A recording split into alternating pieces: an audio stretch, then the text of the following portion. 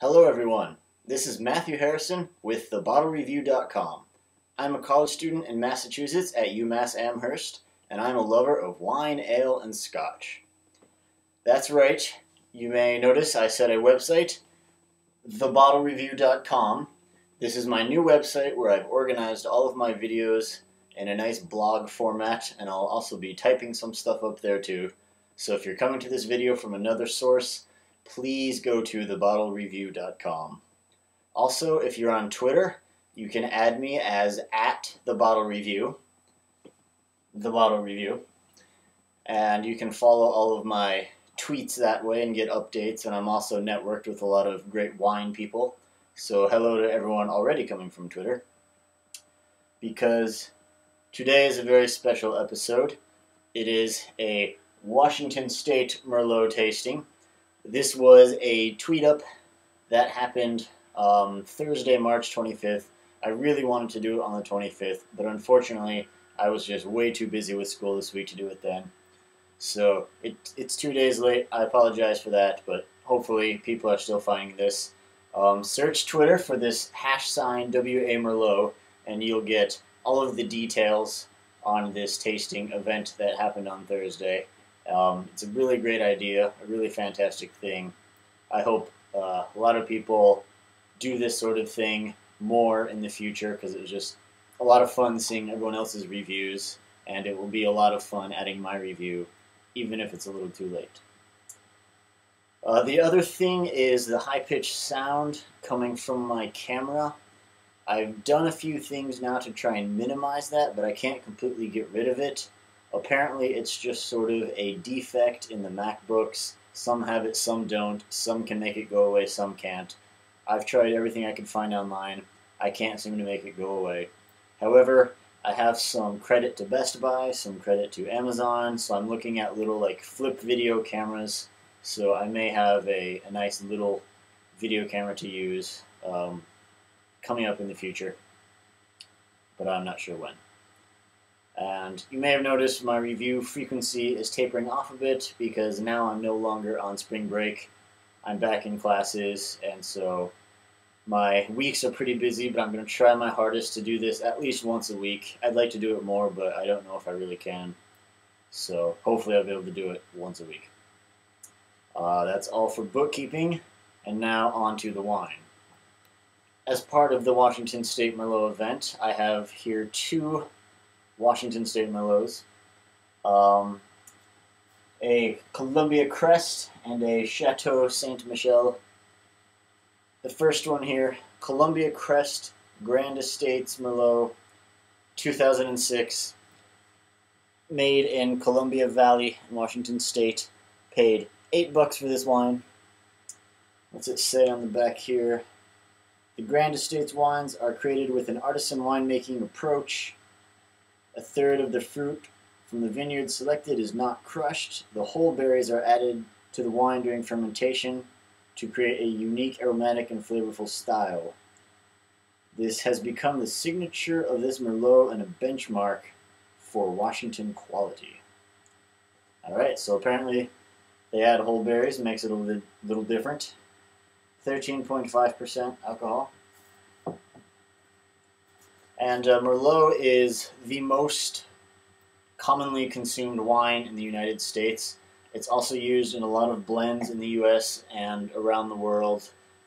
It's used in a lot of Bordeaux's and stuff, often mixed with Cabernet Sauvignon and Cabernet Franc.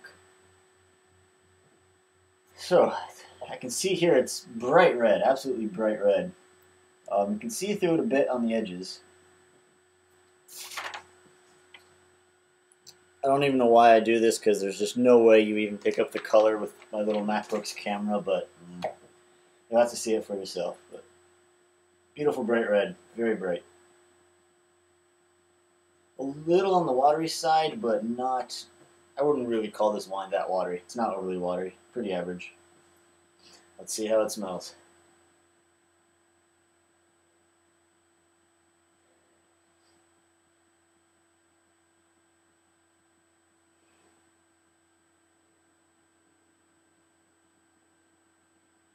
Definite strawberry component to this.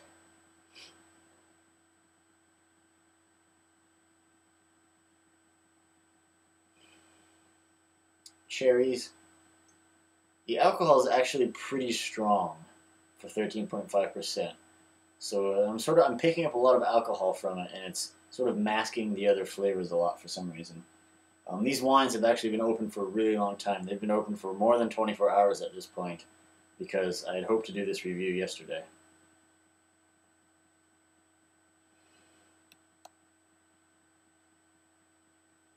Yeah, not much other than the strawberries, the alcohol, cherries, and ever so slightly a hint of like motor oily kind of smell.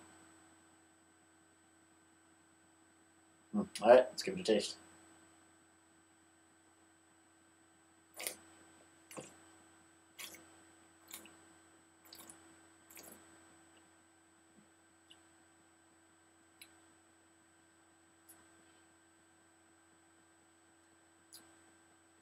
Very harsh alcohol bite on the at the beginning, which is really odd considering how long this has been open and how long it's been in the glass for.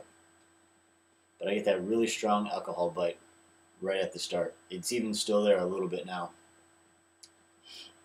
After that, you get a very woody taste. A little bit, it's definitely some oak in this wine.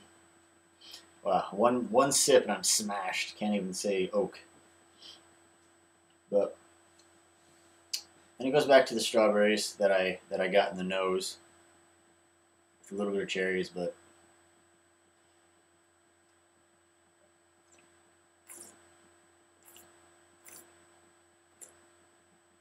I think that should be my new catchphrase on the show. Wook.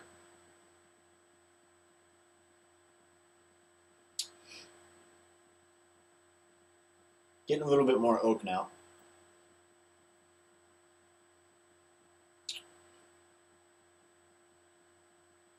Nothing too exciting. It's just really the strawberries and oak. Those are the major flavors here. It feels a little dry at first because of that strong alcohol, but the finish isn't really that dry. Not really that tannic. A little tannic on the sides and the back of my tongue. There's definitely a bit of tannins there, but not overly tannic. It doesn't make you want to go brush your teeth or anything. So, scoring the wine for $8 and this flavor, that's not bad. I mean, I could pay $8 for a wine and get something a lot worse than this. Like, this isn't a bad wine by any means. My only complaints are that a bit too much alcohol bite at the beginning and not a lot of complex flavors going on, just sort of the basic strawberry and oak flavors there. But for $8, I'd give it a B. If it cost any more than 8, certainly if it cost more than 10, I'd probably bring that down to a C+, but with the $8 for this, that's a pretty good quality wine. I'd recommend trying it out if you see it. A lot of people would like it. It's not, not too much of an aggressive wine. It's a good passive dinner wine. So, yeah. Columbia Crest, Grand Estates, 2006 Merlot. $8. All right, let's move on.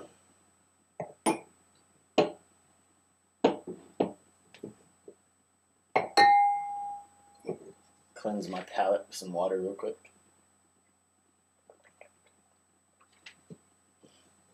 All right.